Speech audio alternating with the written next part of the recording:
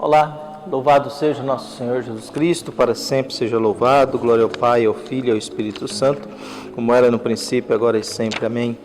Queridos irmãos e irmãs, paroquianos da nossa paróquia Nossa Senhora da Badia, Lagoa da Confusão, 30 de junho de 2022, nos alegramos aí, meditando a palavra de Deus, nos deparamos aí com o Evangelho de Mateus 9, de 1 a 8. O Senhor esteja convosco, Ele está no meio de nós. Proclamação do Evangelho de Jesus Cristo segundo Mateus. Glória a vós, Senhor. Naquele tempo, entrando em um barco, Jesus atravessou para a outra margem do lago e foi para a sua cidade. Apresentaram-lhe então um paralítico deitado numa cama. Vendo a fé que eles tinham, Jesus disse ao paralítico: Coragem, filho, teus pecados estão perdoados. Então, alguns mestres da lei pensavam: Este homem está blasfemando. Mas Jesus, conhecendo os pensamentos deles, disse: Por que tendes esses maus pensamentos em vossos corações? O que é mais fácil dizer: Os teus pecados estão perdoados, ou dizer: Levanta-te e anda? Pois bem, para que saibais que o Filho do Homem tem na terra poder para perdoar pecados, disse então ao paralítico: Levanta-te, pega a tua cama e vai para a tua casa. O paralítico se levantou e foi para a sua casa.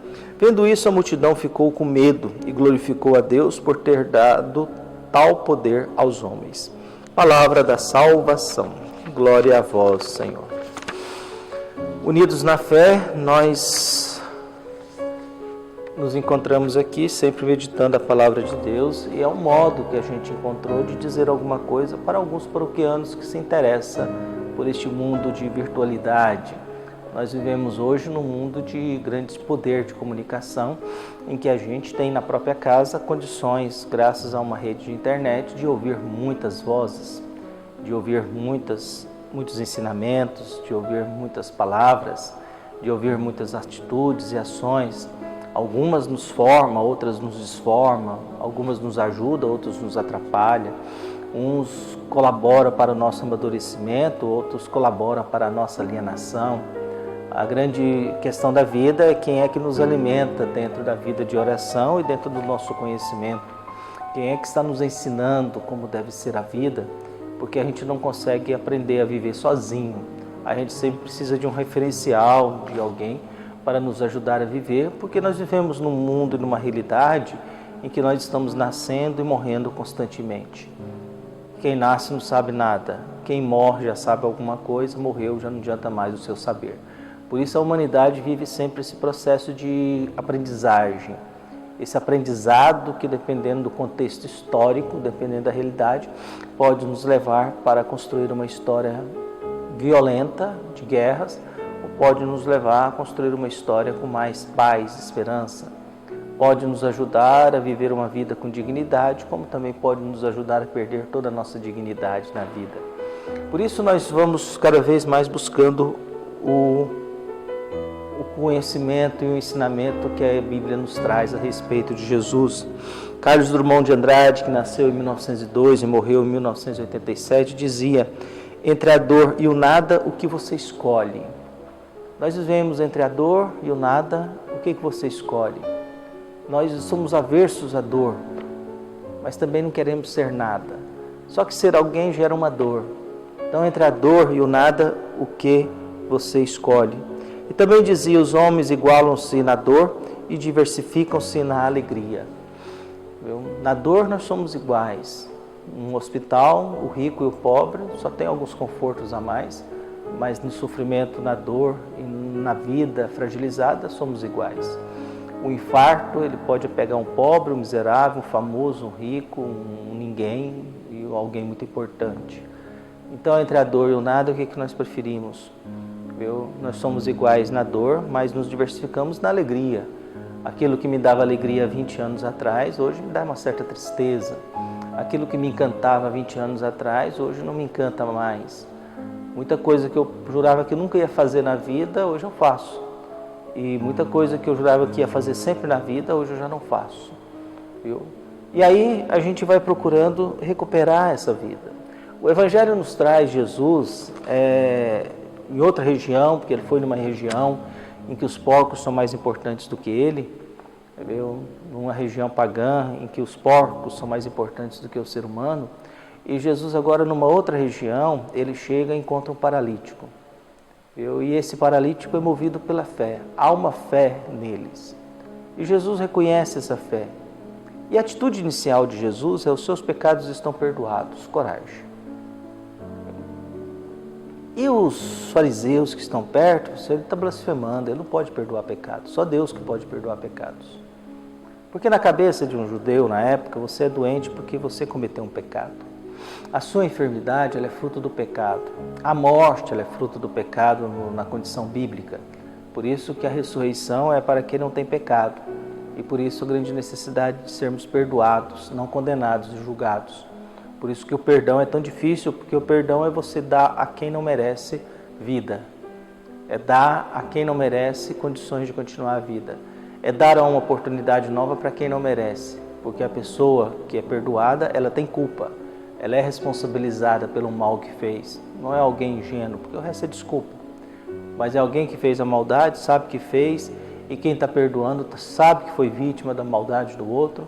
É o ser humano que foi traído, mas continua perdoando a pessoa amada. Porque independente da imaturidade ou da conduta da pessoa amada, ela é a pessoa amada. E a pessoa não consegue não perdoar. É a mãe que continua perdoando os filhos, apesar dos filhos serem tão difíceis.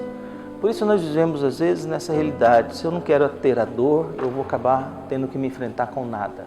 Há um ritual budista que você tem que ficar várias horas, até dias, sentado diante de uma parede branca. E a pessoa chega um momento que ela vomita, ela suja as calças, ela se desespera, porque você se depara com nada. E os pensamentos não eram para ser controlados, eles vão e vêm, vão e vêm, vão e vêm.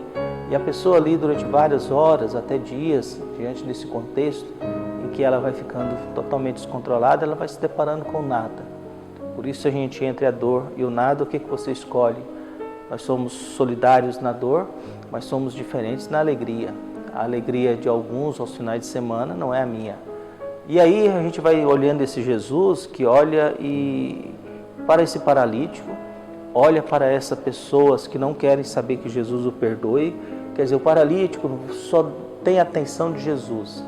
Nós vivemos às vezes esse triângulo das bermudas difíceis. Nós temos um paralítico que Jesus diz: coragem, seus pecados estão perdoados, para livrar dele o sentimento de culpa, de que alguém pecou e ele está pagando o preço por esse pecado, que Deus está cobrando este pecado, por isso que ele é um paralítico. Do outro lado nós temos as autoridades religiosas, gente conhecedores da religião, representantes da religião, que não dão atenção ao paralítico, mas dão atenção à postura de Jesus de oferecer o perdão para quem não consegue andar.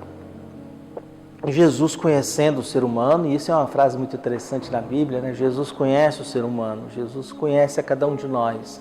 A gente não precisa ficar explicando muito quem nós somos para Ele, não. A gente não precisa ficar dizendo muita coisa para Ele, não, que Ele nos conhece. A gente, às vezes, que nós não nos conhecemos.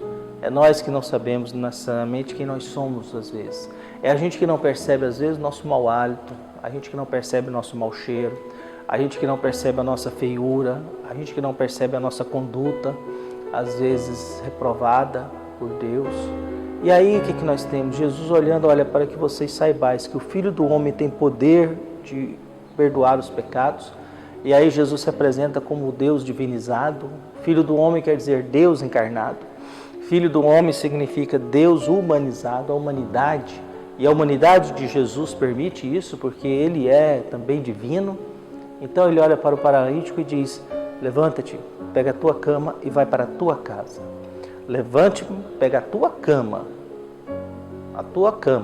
e leve para casa. E vai para a tua casa. Quer dizer, a cama que trouxe ele, essa agora, ela é carregada.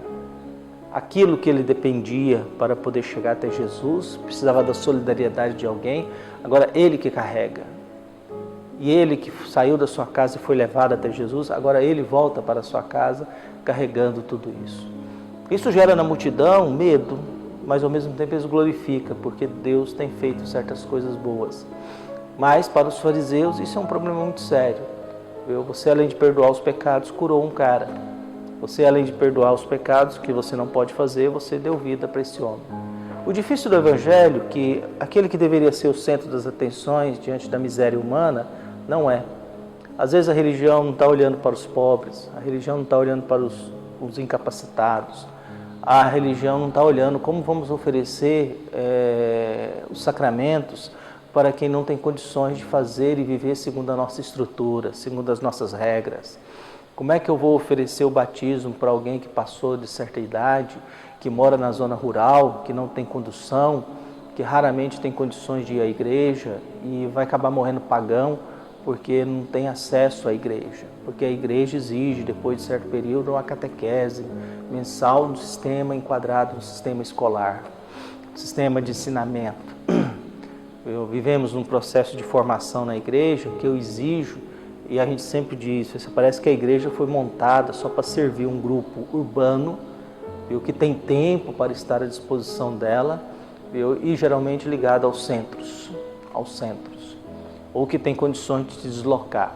No mundo em que a gente vive totalmente apressados, sem tempo, e as distâncias nesses estados mais longínquos, distante, porque uma coisa é você viver como padre numa periferia de uma grande cidade. Seu dia de folga, você pega seu carro, você vai para o shopping, você vai para o centro, você vai para o restaurante. Outra coisa é você viver como padre numa cidade como eu vivo, Lagoa da Confusão. 15 mil habitantes, esse município desse tamanho, de comunidades com mais de 100 quilômetros, de gente que não tem ninguém, não dá para ir para lá, tem períodos do ano que não tem estrada para a gente circular, e um padre só para atender o município inteiro, uma região. Por isso, a minha prece de hoje é que Jesus nos ajude a perdoar, mas que Ele também nos perdoe pelos momentos em que nós somos os fariseus, que nós não gostamos que Jesus perdoe o paralítico, que Jesus possa perdoar quando nós temos raiva de que alguém que cometeu injustiça não seja punido segundo a nossa regra, segundo a nossa norma, segundo a nossa lógica, segundo a nossa justiça. Mas também que quando nós formos essas pessoas paralisadas pelo medo, pelo sofrimento, pela tristeza, pela angústia, pela injustiça, pela desigualdade, que Jesus não deixe de olhar para nós. Perceba a nossa fé e o nosso desejo, a nossa busca de tentar fazer o bem, de ajudar cada vez mais. Por isso que Deus ilumine a todos nós, que nós possamos, não obstante o medo que a gente tem, glorificar a Deus, que Deus está aí caminhando ao nosso encontro, querendo sempre o nosso bem. Um abraço e até mais.